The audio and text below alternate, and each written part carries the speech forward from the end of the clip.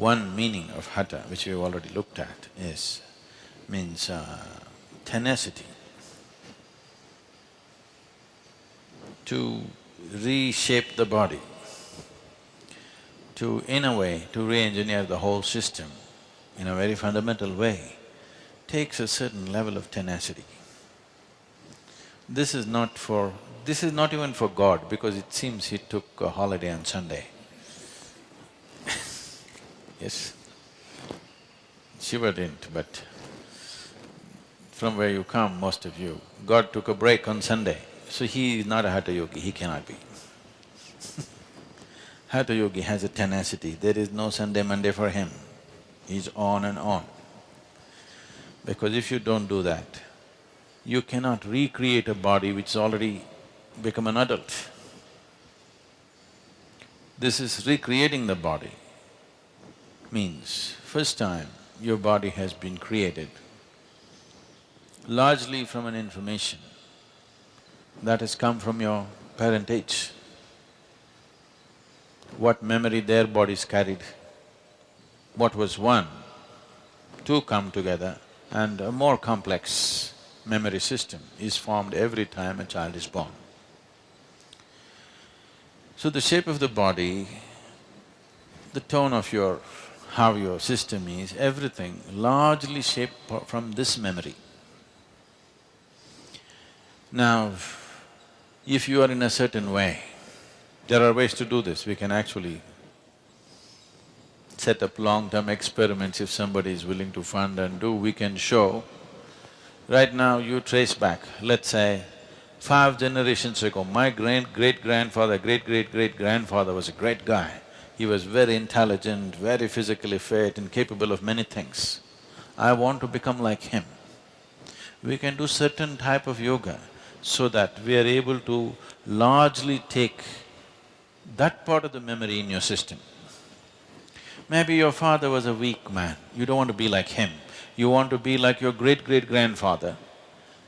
There are certain types of yogas to identify that memory and activate that memory to the maximum. That will not be the only one, but that will dominate. So yogic system looked at it this way, or another way is, generally the yogic system follows this. When the Saptarishis sat in front of Adiyogi, their only aspiration was, they wanted to become like him.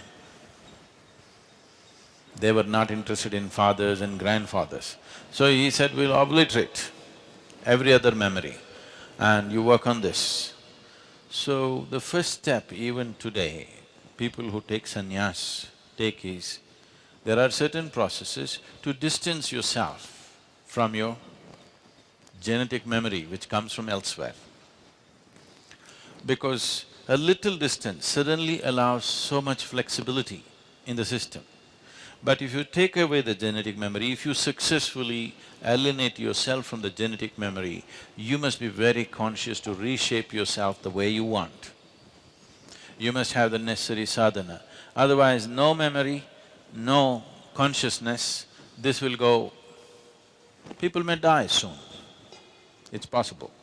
If one distances himself from his genetic memory and does not do the necessary work that is needed to rebuild the system, his system may collapse within a certain period of time because it's the memory that is in the genetic substance which holds the body in a certain level of integrity. Why one person's body seems to be much more integrated than another, naturally, is essentially because of the type of memory that they carry. So in Hatha Yoga, we are not trying to, at least at this stage of doing things, we are not trying to distance from the genetic memory, we are trying to take the best that is there in us. There may be all kinds of people. Let's say if you look back last 25 generations, the family tree, if you look at it, if you look at the immediately previous generation, you are only concerned with 2 people, your father and your mother. But if you look little further, there are 150 guys who are contributing to your memory. Now, all these people, we don't know what kind of people they are. Some might have been very strong, some weak, some diseased, some healthy, some very focused, some all over the place. There could be all kinds of people in this tree. From what do you draw is an important thing, or how to draw the best from all this is an important thing. Hatha means ha means sun, tha means moon. To draw directly from our parentage, essentially our parentage is sun and moon and planet. These are the three. The planet is the womb, sun and moon in some way are impregnating and this is happening.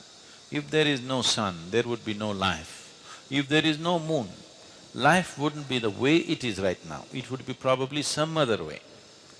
So these three dimensions are playing an important role. So one aspect of Hatha is to keep our parentage aside. My father, my grandfather, all these people, you keep them aside because ultimately all their lineage goes to sun and moon. You want to draw straight from that. That is what Hatha Yoga means. You bring such a balance that this intermediate transmission is lost and you draw directly from that as life was made. On the way, so much corruption has happened through millions of generations. You want to eliminate that and you want to draw straight from your father and mother. Sun is seen as the father, moon is seen as the mother. As we have been many times looking at this, our mothers have had the eligibility to become our mothers only because they were synchronized with the cycles of the moon. Otherwise, they would not be eligible to become our mothers. They could bear children only because of that. So, to directly associate with the original mother and the father, in between, in yoga we say in between is all corruption. All mix up, genetic and other memories, all kinds of things happened. Some might have been good, some might have been bad, all kinds of mixtures, we don't have control over that. So to draw directly from Ha and Ta, that is the sun and the moon.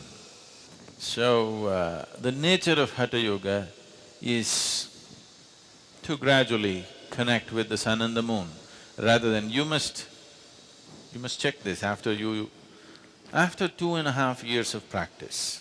Sounds too long? Every day, 2.5 years if you practice, if you simply close your eyes like this, you must be able to say what phase of moon is today, because it's so manifest in your system.